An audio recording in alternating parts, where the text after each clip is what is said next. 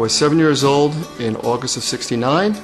We had gone on a family trip up to Monticello, New York.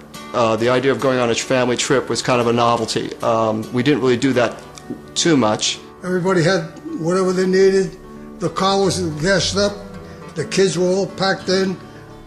We go, okay? I'm riding along, minding my own business. Zoom, zoom, zoom, zoom. And my father turns around at one point. I remember him saying to my mom, "Rosanna, wake up the kids. We'll be there in 10 minutes." I don't think it was too long after that that things came to a screeching halt. Chaos. What was it? Chaos, absolutely chaos. Because all of a sudden the traffic seemed to stop and there were all these people. It was like something out of a crazy film. It was like this tremendous block party. The whole concept of rules and regulations, laws, whatever, it's gone. I loved it. Are you kidding me? I'm a little boy. I'm looking out the window. They're blowing bubbles. I want to go out and blow bubbles. I want to sit in the back of a car and just, kick my legs back and forth. I mean, to me, this looked great. And the way people were dressed, or not so dressed. The shirts would be open and, haircuts. We didn't see that kind of thing. Not too much of that where I was growing up at that time. They were far more exciting and mysterious. You see them walking up and down the road. Where are they going? What are they doing? Frustrated is the name of the game. I mean, I was so frustrated, I couldn't even think of it in here. And I look around to me and I'm saying, these people love this.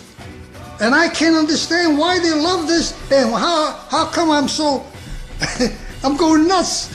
When we eventually left and we hit 17B, my dad took the opportunity to slow the car down, lower the window, and make a gesture. And it wasn't a peace sign. And they gave you that. Oh God, it was awful.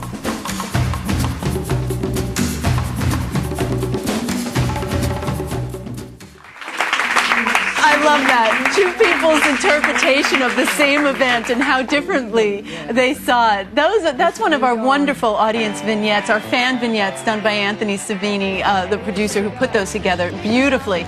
And we are theming our whole night to talk about the people that were there, the experiences, how Woodstock changed you. And if Woodstock changed you, we want to hear from you. You can go onto our website at WLIW.org. We've got pages dedicated to our Woodstock Remembrance where you can see all of these stories again. And I happen to be sitting with Louis, who you just saw there with his dad. Louis, your father is hysterical. I think so too, yeah. He is so funny. And I love the whole idea that you were all going up there and you accidentally run into Woodstock. But I know that something else funny happened. Your car stalled out. Right. Your dad had to go off and try to find a phone. And there was a sort of a run-in at the car that upset your mom. Well, what happened was, it's kind of almost like a zombie flick in a certain way because people are walking through the traffic pattern and they don't belong there. And so my mom is very nervous because, we're stuck. And she rolls up the windows. She says, "Don't look at anybody, don't talk to anybody, everybody just..." And an ambulance came up behind us. And, that's really upsetting. It's traumatic just seeing an ambulance because, somebody's hurt and it's trying to thread its way through the traffic. And this hippie girl comes right up to the car and she starts banging on the window and says, lady, I got to get in. We got to move this car. And my mom's going, "No, my husband no here. My husband no here." So because your mother doesn't know a lot of English, right? We were raised Italian, so my mother didn't have that big a command of English language, and she was very nervous. So this girl forced her way into the car. I mean, I still see her looking at the door. She runs in, throws the ignition, tries to start the car up. And my mom takes travel map to whatever's handy and starts beating her over the head. My husband no here. My husband no here. Until her boyfriend came and pulled her out, and she was just protecting us, really. She was thinking the only way she could process this was the war. She had seen the war, so this is almost like refugee situation with all the chaos. Right. Yeah. Because nobody expected that would be going on when you got up there. The other thing my brother, Anthony, who produced this piece with you, was saying to me is that then you and your mom went and you saw Woodstock the movie, and it sort of became your family movie almost, because it chronicled your experience in a way. My mother was very straightforward. She didn't want to get in the way of people, crowds, you have to walk this way, And so we walked out of Love Story, and there was a Woodstock movie poster.